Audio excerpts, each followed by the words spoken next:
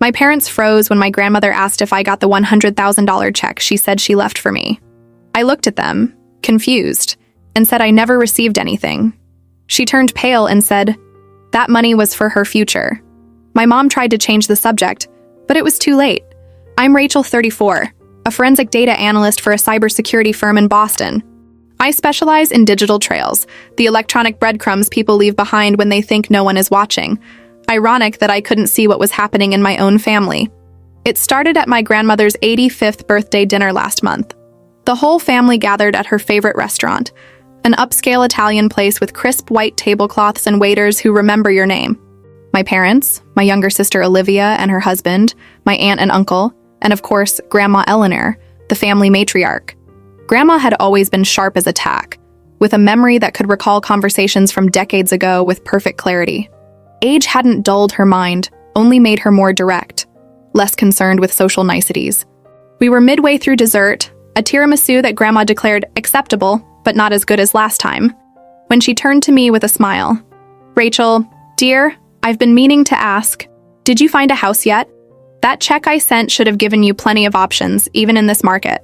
The table went silent. I paused with my fork halfway to my mouth, confused. "What check, Grandma?" Her brow furrowed.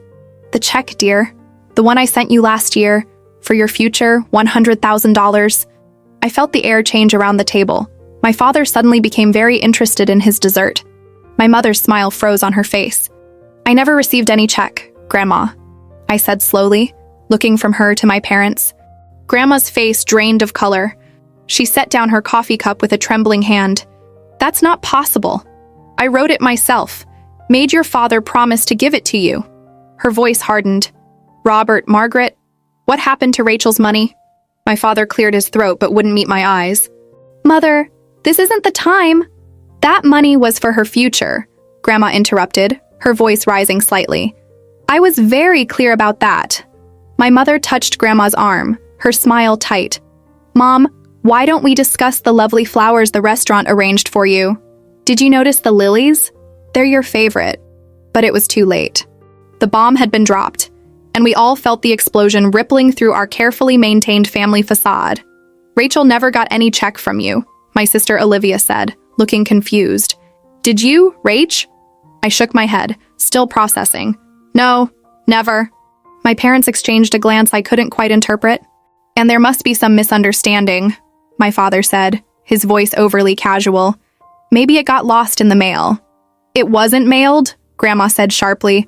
"I gave it to you, Robert, in an envelope with Rachel's name on it. At Christmas, the year before last. Almost 2 years ago." My mind raced, calculating.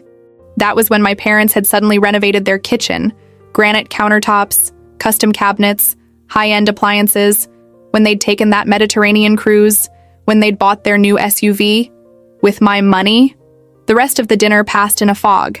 My mother changed the subject with the skill of a seasoned politician, steering conversation to safer topics. My father drank more wine than usual. Grandma kept shooting looks at my parents, then at me, her face a mixture of concern and anger. As we gathered our coats to leave, Grandma pulled me aside. "I'm going to get to the bottom of this," she whispered, squeezing my hand. "That money was meant for you, for a home, for security. Not for whatever they spent it on." I nodded, still numb with shock. "It's okay, Grandma. I'm doing fine without it." But even as I said the words, I felt a sharp pang of betrayal. $100,000. The down payment on a home I'd been saving for working overtime, cutting expenses, calculating and recalculating how long it would take me to accumulate enough.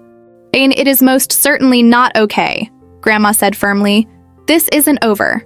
The drive back to my apartment was tense. My parents had offered me a ride, and now I was trapped in the backseat of their luxury SUV, possibly purchased with my money, listening to them chat about inconsequential things as if nothing had happened. Finally, as we neared my building, I couldn't stay silent any longer. "Did you take Grandma's check meant for me?" I asked, my voice cutting through their forced conversation.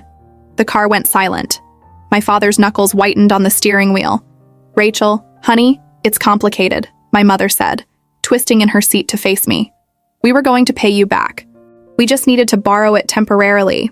Borrow $100,000. without asking, without telling me. How is taking a check with my name on it? Borrowing? I asked, my voice surprisingly steady given the anger building inside me. That's theft, Mom. Plain and simple. Don't be dramatic, my father said, pulling up in front of my building. Your grandmother doesn't understand how family finances work. We pool resources, help each other out. That money went to benefit the whole family. Really? I couldn't keep the sarcasm from my voice. How exactly did your new kitchen and Mediterranean cruise benefit me? My mother flinched, confirming my suspicion. They had spent my money on luxuries for themselves. We're your parents, she said, as if that explained everything. We've supported you your whole life, paid for your education, your first car, helped with rent when you were between jobs. I paid back every cent you ever lent me, I said quietly. With interest, you know that. This conversation isn't productive right now. My father cut in. We're all tired. Let's discuss this another time. I got out of the car without another word and watched them drive away, feeling hollow inside. The people I'd trusted most in the world had betrayed me in a way I couldn't have imagined. Inside my apartment, I sat in the dark for a long time, thinking. As a data analyst, I'm trained to look for patterns, to follow information trails to their source. Now I needed to apply those skills to my own family. The next morning, I called in sick to work and began my investigation. First, I contacted my grandmother, asking her for details about the check, when exactly she'd written it, what bank it was drawn on, if she had any record of it. I keep meticulous records, dear, she said. Always have. I'll have my assistant scan the check register and send it to you right away. And I've already called my bank to see if the check was cashed and who endorsed it. While waiting for Grandma's information, I created a timeline. Christmas 2 years ago. My parents' sudden spending spree had begun in January. The kitchen renovation started in February. The cruise was in April. The new SUV appeared in May. I also began combing through family emails and texts from that period, looking for any mention of money, gifts, or financial discussions. Nothing explicit, but I found a text from my mother to my father that simply read, "She doesn't need to know. It would only cause problems." By afternoon, Grandma had sent me the scan of her check register. There it was, in her precise handwriting, check Jackruth 3842, $100,000, to Rachel Thompson, Future Home Fund, and she'd followed up with a call. The bank confirmed it was cashed 2 days after Christmas, she said, her voice tight with anger. Endorsed by both you and your father. But I'd never endorsed anything. The implication was clear. My father had forged my signature. I felt physically ill. This wasn't just a betrayal, it was a crime. My own father had committed fraud. That evening, my sister Olivia called. "What the hell is going on?" she demanded.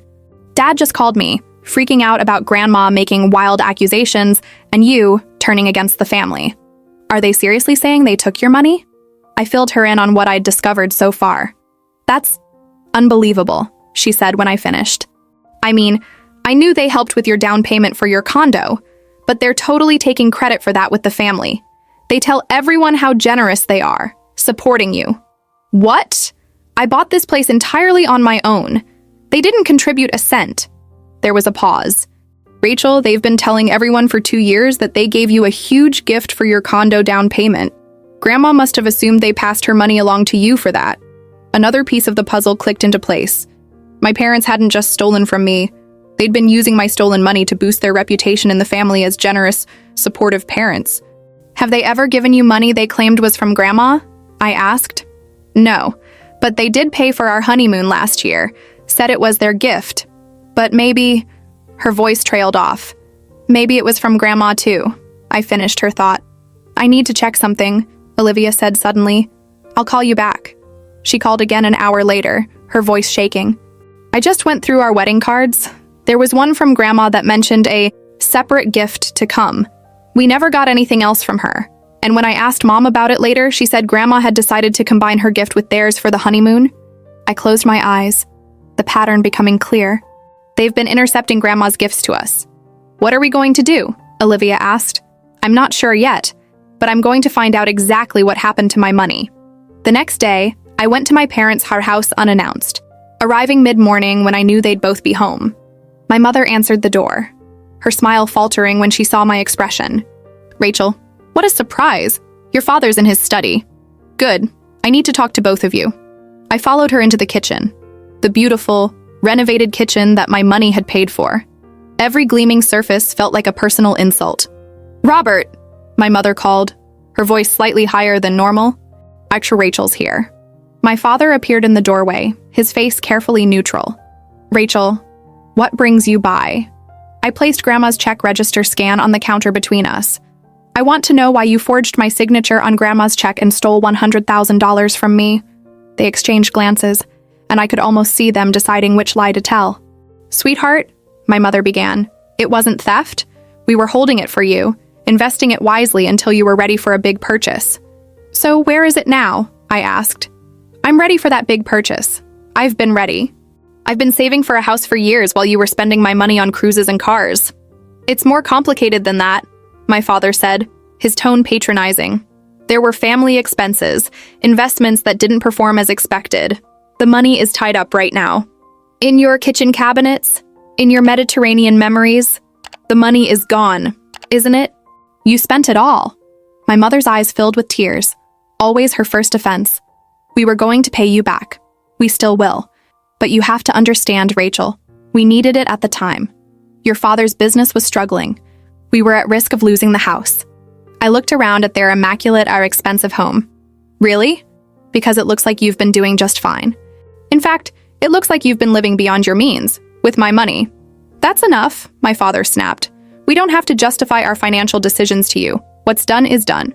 "What's done," I said carefully, "is fraud and theft. Grandma has confirmation from her bank that the check was cashed with my forged signature." "Do you understand that's a crime?" my mother gasped. My father's face darkened. "Are you threatening us? Your own parents? After everything we've done for you?" "I'm stating facts. You stole my money, $100,000 that Grandma intended for my future, money that could have changed my life." "We gave you life," my mother said, her voice trembling. "We sacrificed everything for you and your sister. And this is how you repay us? With accusations and threats?" I looked at her, really looked at her, and saw something I'd never noticed before. A sense of entitlement so profound that she truly believed my grandmother's gift to me belonged to her by right. "I want the truth," I said quietly. "And then I want my money back." "All of it?" My father's laugh was cold. "Good luck with that. It's gone, Rachel. Spent. And even if we had it, what exactly do you think you're going to do? Sue your own parents? Report us to the police? Think about what that would do to the family." "The family?" I repeated. "Or your reputation?" "Same thing," he said dismissively. Now, I think it's time for you to leave. Come back when you're thinking more clearly." As I walked to my car, I felt strangely calm. The worst had happened, the confrontation I'd been dreading, and I'd survived it. My parents had confirmed what I suspected. They had stolen my money, spent it all, and had no intention of making it right. But they'd underestimated me. They thought family loyalty would prevent me from taking action. They thought I'd back down, accept their betrayal, let it go for the sake of keeping the peace. They were wrong. At home, I called Grandma and Olivia, arranging a meeting for the next day. Then I sat down at my computer and began what I do best, following the digital trail. Bank records, credit card statements, property assessments, tax filings. My parents had no idea how much information was publicly available, how many breadcrumbs they'd left behind. By midnight, I had a clear picture of their financial situation. They were underwater, remortgaged house, maxed out credit cards, tax liens.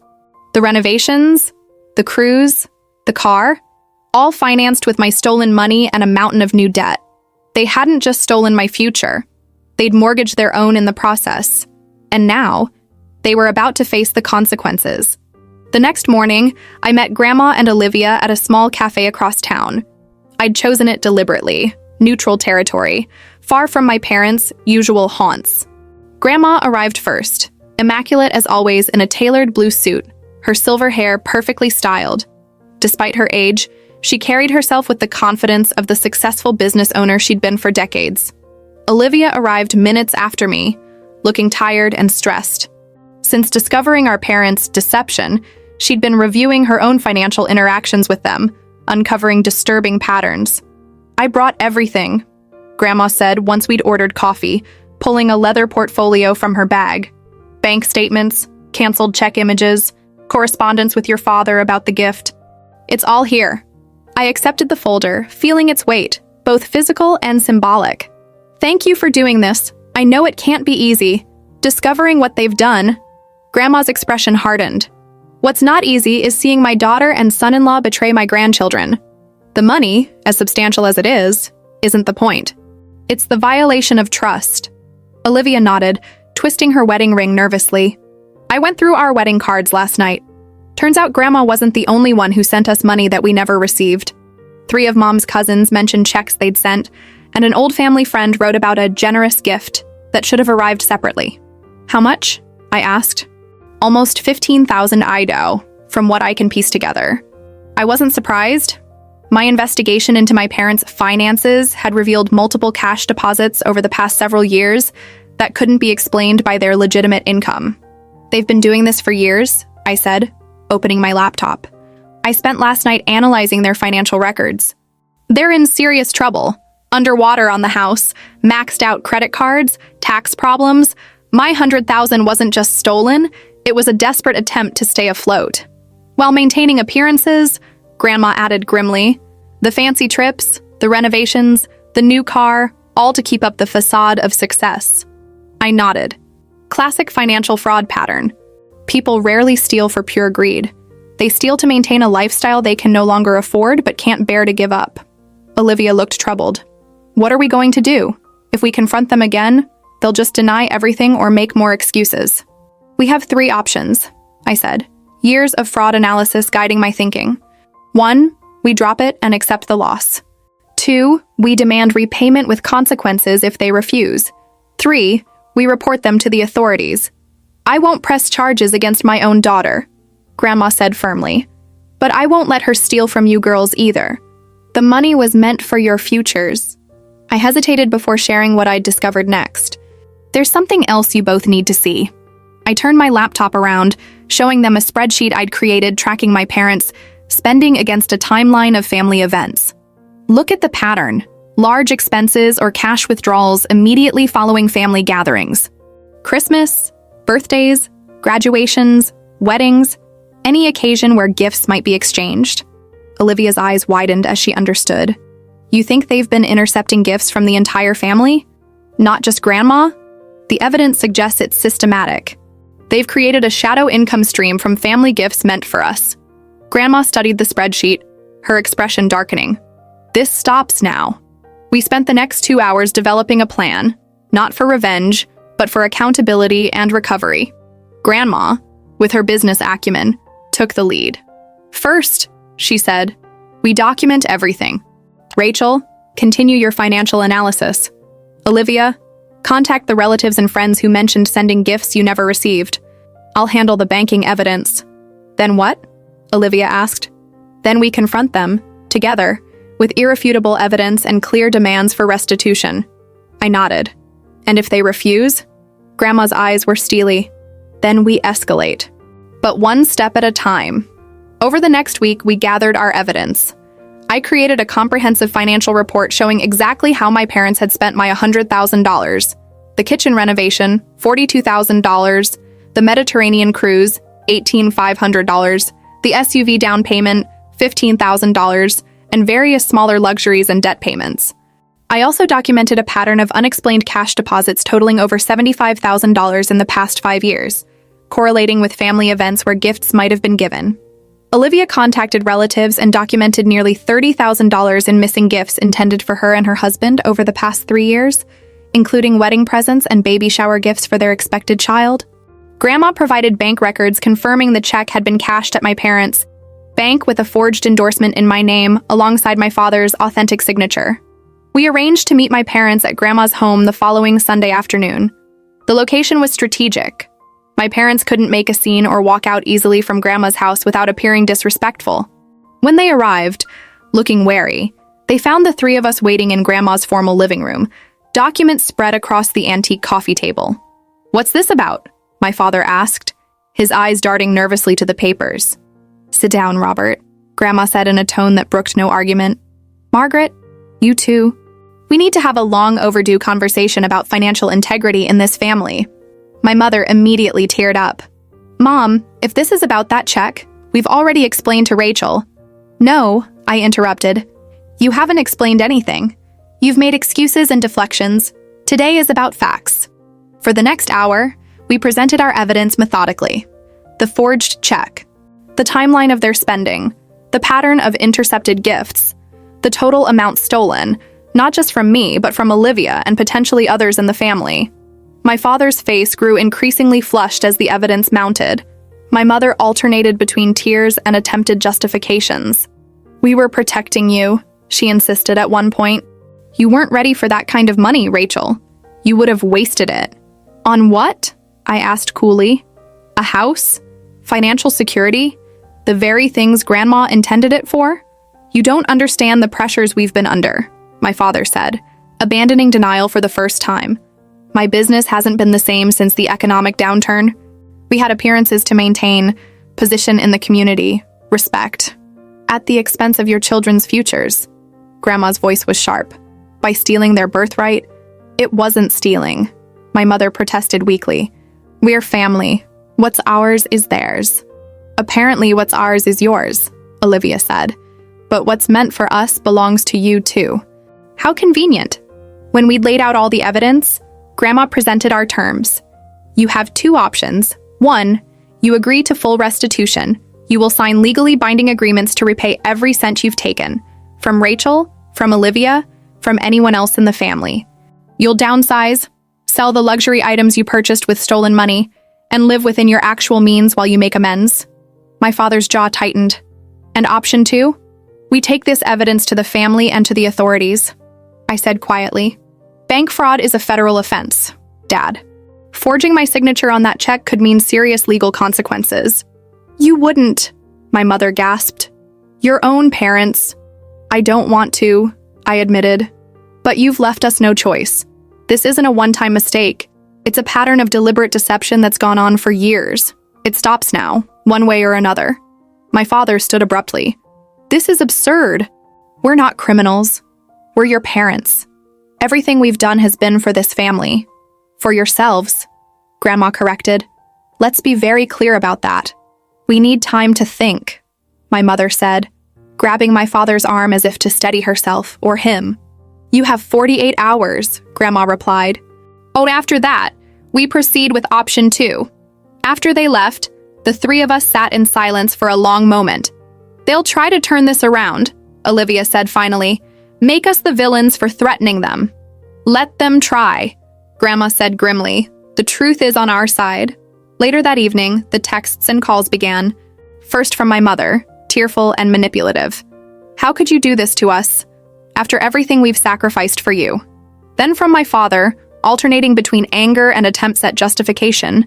You have no idea the financial pressures we've been under. We were going to pay it back. This is just a family misunderstanding that's gotten out of hand. Then came the flying monkeys, distant relatives and family friends suddenly reaching out with concerns. Your mother is distraught, Rachel. Whatever is going on, surely you can work it out without all this drama. And your father says there's been a terrible misunderstanding about some money. He's always been so generous. I'm sure this can be resolved. I didn't respond to any of them. Neither did Olivia. We'd anticipated this reaction, the mobilization of family pressure to make us back down, to preserve the status quo, to protect my parents from the consequences of their actions. The next morning, I received an email from my father with the subject line, settlement proposal. Inside was a counter proposal. They would acknowledge the $100,000 debt to me, but requested a 5-year payment plan with no interest. They made no mention of Olivia's missing gifts or any other family funds they might have intercepted. I forwarded it to Grandma and Olivia with a single comment, inadequate. Olivia responded immediately, they're still not getting it. This isn't just about the money. Grandma's response was more measured. They're testing our resolve. Stand firm. By the afternoon of the second day, my parents arrived unannounced at my apartment. I considered not answering, but decided it was better to hear what they had to say. I invited them in but remained standing, making it clear this wasn't a social visit. We've been thinking about your demands, my father began, his tone making it clear how offensive he found the whole situation. And, I prompted when he paused, we're prepared to make things right, my mother said quickly. We can start repaying you right away. $1,000 a month. It would take some time, but 8 years and 4 months, I calculated aloud, to repay just my portion, not including Olivia's stolen gifts or anyone else's. We don't have the money to pay it all back at once, my father snapped. What do you expect us to do? Sell our house? Declare bankruptcy? If necessary, yes, I said calmly. You lived beyond your means with stolen money. Now it's time to live within your actual means while making restitution. My mother began to cry in earnest. How can you be so cold? We're your parents. We gave you everything. Except the $100,000 that belonged to me, I replied. Plus whatever else you've intercepted over the years. My father's expression hardened. If you push this, you'll destroy this family. Is that what you want? To tear us apart over money? You already did that when you decided to steal from your children, I said. This isn't about money anymore. It's about trust, respect, and accountability. They left without agreeing to our terms, my mother in tears, my father grim-faced and silent. As the deadline approached, I felt a strange calm. Whatever happened next, I'd stood my ground. I'd refused to be manipulated or gaslighted any longer. The 48 hours elapsed with no further communication from my parents. As agreed, we moved to the next phase of our plan. Grandma called a family meeting at her home. My parents didn't show up, but everyone else did. Aunts, uncles, cousins, even some family friends who had been mentioned in our investigation of missing gifts. With quiet dignity, Grandma explained the situation, presenting the evidence we'd gathered. There were gasps of shock, murmurs of disbelief, and then a wave of confirmations as others began to realize they too had been victims of my parents' scheme. I sent Olivia a check for her graduation that she never mentioned, my aunt said slowly. When I asked about it later, Margaret told me Olivia had used it for a spring break trip and probably didn't write thank you notes because she was so busy. I gave Robert an envelope for Rachel's birthday last year, my uncle added. $1,000 in cash. He said he'd deliver it personally. As more stories emerged, the pattern became undeniable. My parents had been systematically intercepting gifts for years, not just from Grandma, but from the entire extended family. What do we do now? Someone finally asked. Grandma looked at me, then at Olivia. We discussed this moment carefully. We give them one final opportunity to make this right, I said.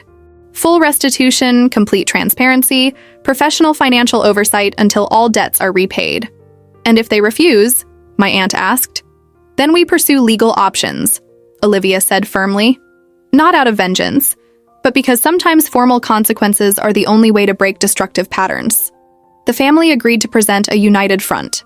Together, we drafted a letter outlining the family's collective position, acknowledgement of all funds taken, a structured repayment plan, mandatory financial counseling, and regular accountability check-ins.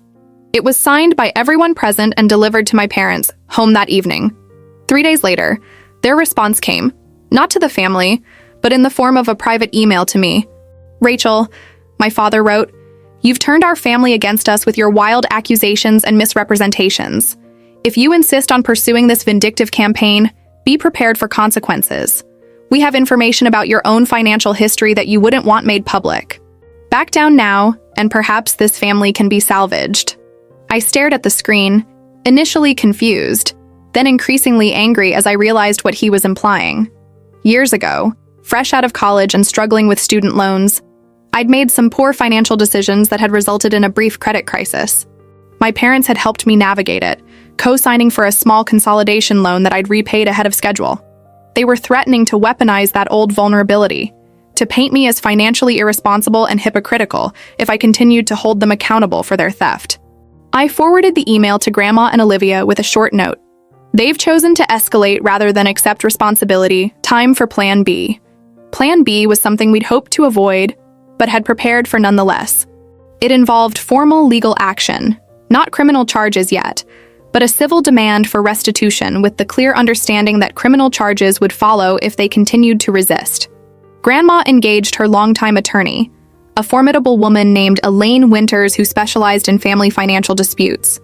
Within days, my parents received formal legal notice of our claims against them, backed by the documented evidence we'd gathered. The response was swift and unexpected. My mother appeared at my workplace, creating a scene in the reception area that required security intervention. She alternated between tearful pleas and angry accusations, loud enough for my colleagues to hear. After everything we've done for you, "You ungrateful, horrible daughter. We gave you life, we gave you everything, and this is how you repay us." I remained calm, requesting she leave and contact our respective attorneys if she wished to communicate further. Her parting shot was chilling. "You've made your choice. Don't expect to be part of this family anymore." That evening, as I processed the day's events, I received a call from an unknown number. It was my father's business partner, Thomas. "Rachel, I hope you don't mind me calling. I got your number from the company directory." "What can I do for you, Thomas?" I asked cautiously. "It's about your father and this situation with the family money." I said nothing, waiting. "Look, there's something you should know. Your father's been in financial trouble for years, much worse than anyone realizes. The business is essentially insolvent. We've been operating on loans and creative accounting for some time now." "Why are you telling me this?" He hesitated. "Because I think you need to understand what you're dealing with. Your father isn't just a man who took some family gifts. He's a desperate man with a lot to lose. The lifestyle, the reputation, everything he's built. It's all a house of cards. And you're threatening to bring it down." "That's not my intention," I said carefully. "But we just want what was taken from us returned." "But that's just it. I don't think he can return it. Not without admitting the larger financial deception. Not without losing everything." After we hung up, I sat in the dark of my apartment, thinking. What Thomas had shared changed my understanding of the situation, but not my resolve. If anything, it confirmed the necessity of formal intervention. This wasn't just about stolen gifts anymore. It was about a pattern of financial deception that had grown increasingly desperate and destructive. I called Grandma and Olivia, sharing what I'd learned. We agreed to move forward with the legal process, but also to consider broader implications for the family. "If Thomas is right," Olivia said, "Mom and Dad might be facing more than just our claims. There could be business creditors, tax issues. All the more reason for formal oversight." Grandma replied firmly, "This has gone beyond what we can handle as a family." The next day, I received another email from my father, this one markedly different in tone. "Rachel, I don't know what Thomas told you, but I need you to stop this legal process immediately. You have no idea what you're setting in motion. People could get hurt. Jobs could be lost. Please, if you ever loved us, back down now." It wasn't a threat this time. It was a plea. And for the first time, I sensed genuine fear behind his words. I replied with the hardest, most honest response I'd ever written. "Dad, I do love you. That hasn't changed. But this isn't something I can ignore or pretend didn't happen. Whatever else is going on with your finances, you need help. Real help. Not more deception and avoidance. The legal process stays in place, not to punish you, but because it's the only path forward that leads to actual resolution." His response was a single line. "Then you've made your choice. God help us all." The next morning, Olivia called me in a panic. "Rachel, have you seen the news? Dad's company? It's being investigated for financial irregularities. It's all over the local business sites." I quickly found the article. Thompson Consulting under investigation for possible fraud. The piece mentioned potential misappropriation of client funds and tax irregularities going back years. Thomas had been right. My father's financial deception extended far beyond our family, and now it was all coming to light. Not because of us, I realized as I read further. The investigation had been underway for months. Our legal action had just happened to coincide with the authorities closing in on my father's business practices. The house of cards was collapsing, and we were about to be caught in the falling debris. The next 72 hours unfolded like a financial thriller, one where I was both investigator and unwitting character. My father's company was raided by federal agents.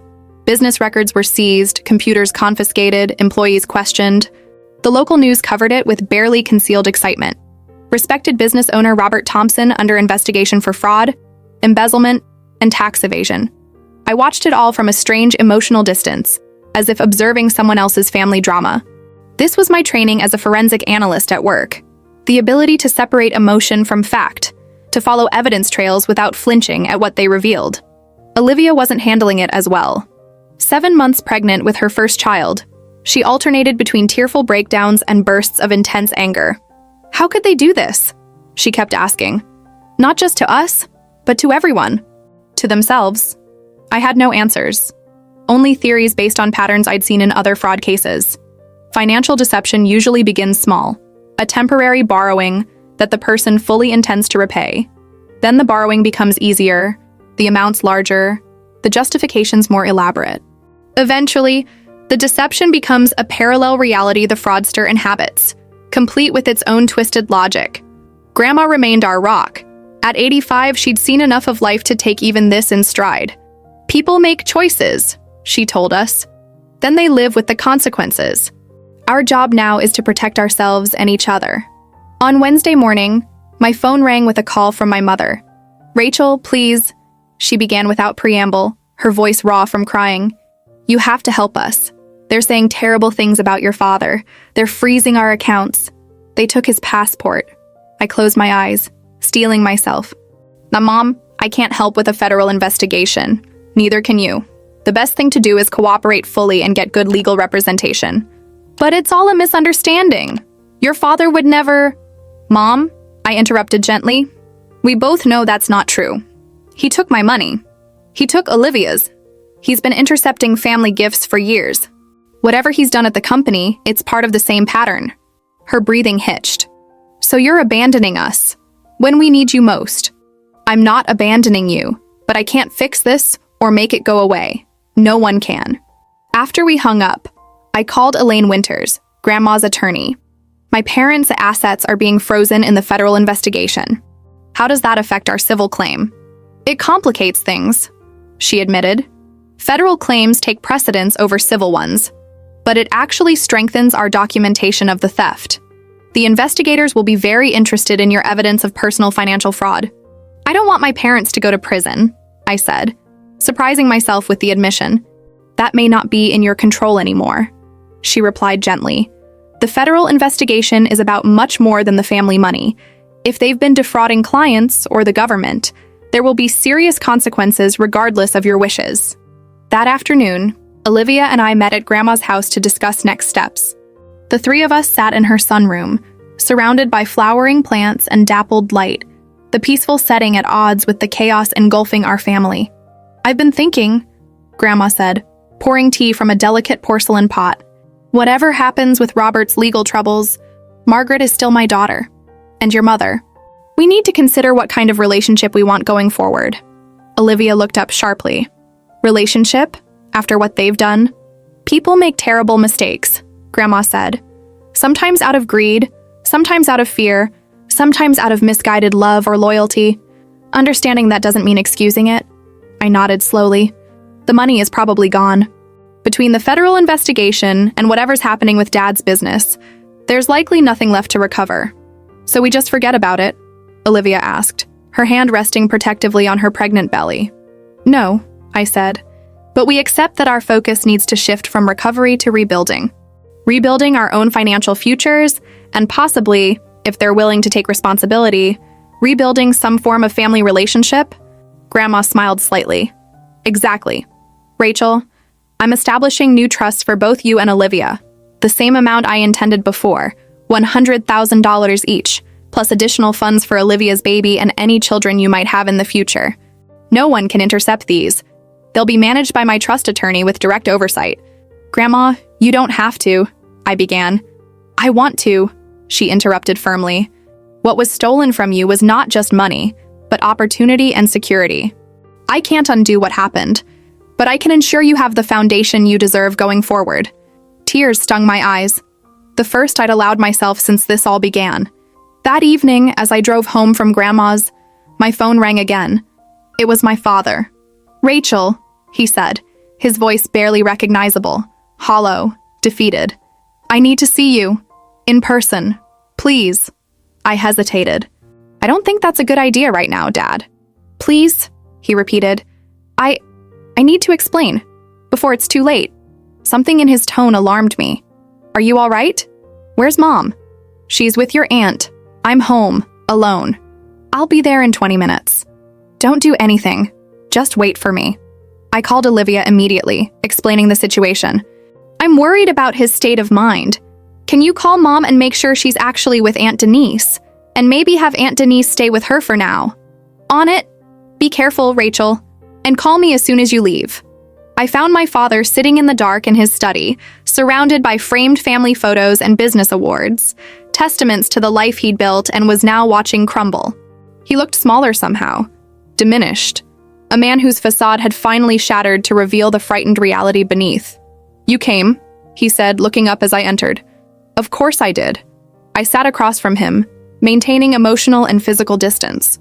He was silent for a long moment, then, "I never meant for any of this to happen. It started small, just a temporary solution to cash flow problems. Then the economy took a hit. Clients couldn't pay on time, expenses kept mounting." He trailed off. "And Grandma's check for me," I prompted. He winced. By then, I was already in too deep. The business was underwater. Our personal accounts were drained. Creditors were calling. That money seemed like a lifeline, just enough to keep everything afloat a little longer until things turned around. But they didn't turn around. No, he admitted. They got worse, and the deception got bigger. Your mother didn't know the extent of it at first, just that we needed to borrow family gifts temporarily. By the time she realized how bad things were, she was already complicit. I studied him. This man I'd respected and loved my whole life, now revealed as deeply flawed and frighteningly human. "Why are you telling me this now?" "Because I'm going to plead guilty," he said, his voice breaking. "To all of it. The business fraud, the tax evasion, the personal thefts. My lawyer says it's the only way to possibly protect your mother from the worst charges. If I take full responsibility, they might go easier on her. I hadn't expected this. When? Tomorrow morning? I wanted you to hear it from me first. And to say," he looked down at his hands, "I'm sorry, Rachel. For the money, yes, but for so much more. For the betrayal. For making you and Olivia victims of my desperation. For breaking this family apart." I felt a complex tangle of emotions. Anger still, but also pity, grief, and an exhausted sort of love that persisted despite everything. "What happens now?"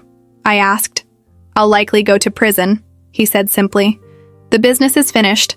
The house will be sold to satisfy creditors. Your mother will have to start over, with whatever the courts decide she can keep." I thought of my own apartment, my modest savings, my career built on integrity and analytical skill. The irony wasn't lost on me. I'd spent years helping companies identify and prevent fraud, never suspecting it was happening in my own family. "Dad," I said carefully, "I can't forgive you yet. I don't know if I ever fully can, but I don't hate you. And I don't want to lose my parents forever. Despite everything." His eyes filled with tears. "You have more grace than I deserve." "It's not grace," I corrected. "It's family. The real kind, not the false version where loyalty means enabling destruction." As I left my childhood home that night, I knew it would likely be sold soon, another casualty of my father's financial house of cards. The material trappings of our family life would be dispersed, the appearance of success finally revealed as the illusion it had always been. But something else was emerging from the wreckage, a clearer, harder truth about who we were and what we valued. My father would face justice. My mother would face consequences. Olivia and I would rebuild our sense of family on a foundation of honesty rather than appearance. And I would finally buy my house, not with stolen money or false promises, but with the trust Grandma had established and my own hard-earned savings. A home built on truth, however difficult that truth had been to uncover.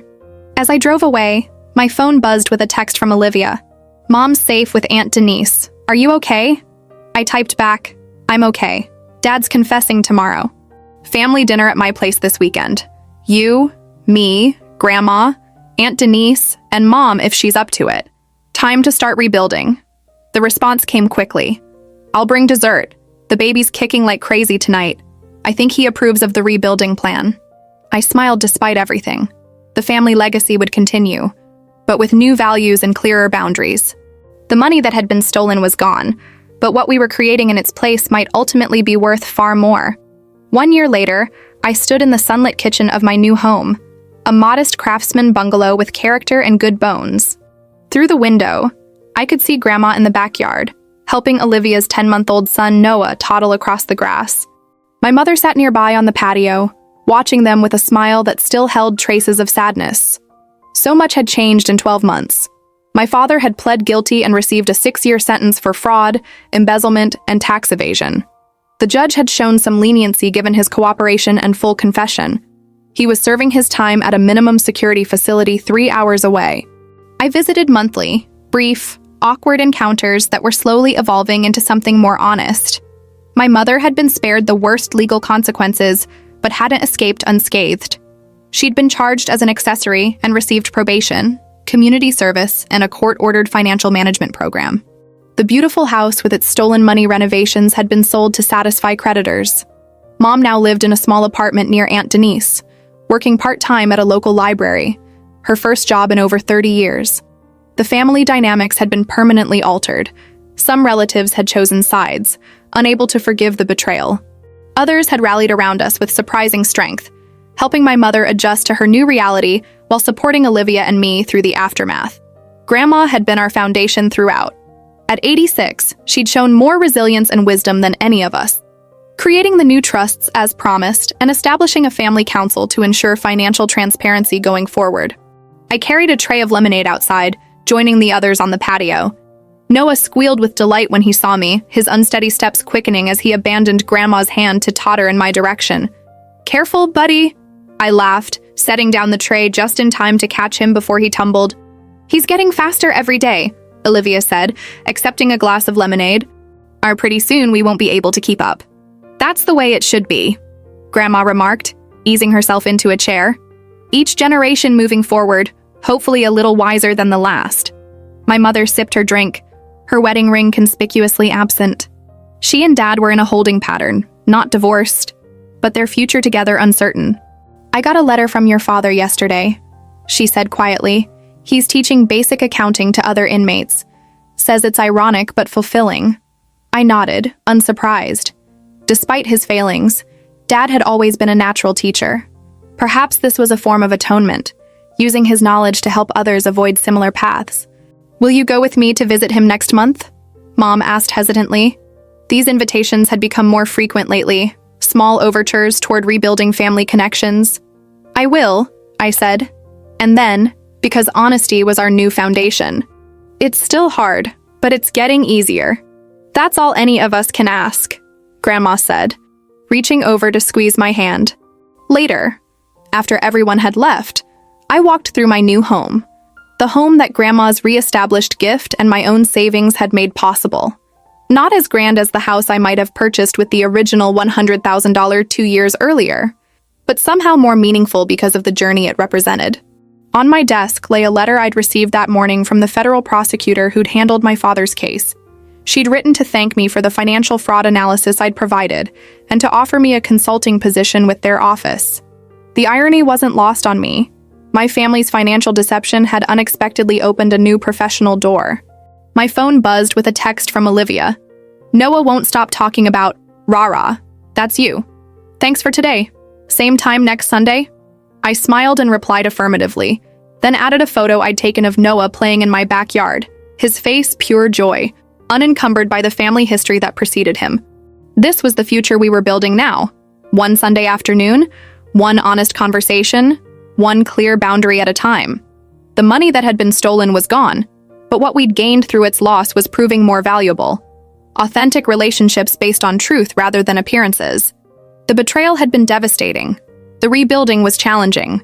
But standing in my own home, surrounded by evidence of new beginnings, I felt something I hadn't expected to feel again so soon. Hope. Not the naive hope of my pre-betrayal life, but something sturdier. A clear-eyed optimism that acknowledged both human frailty and resilience. My parents had failed us profoundly, but that failure didn't have to define our family forever. The $100,000 check that started it all, that moment when my grandmother innocently asked if I'd received her gift and my parents froze in guilty panic, had torn apart our family illusions. But from those torn pieces, we were stitching together something new, something real. And that, I realized, was the most valuable inheritance of all.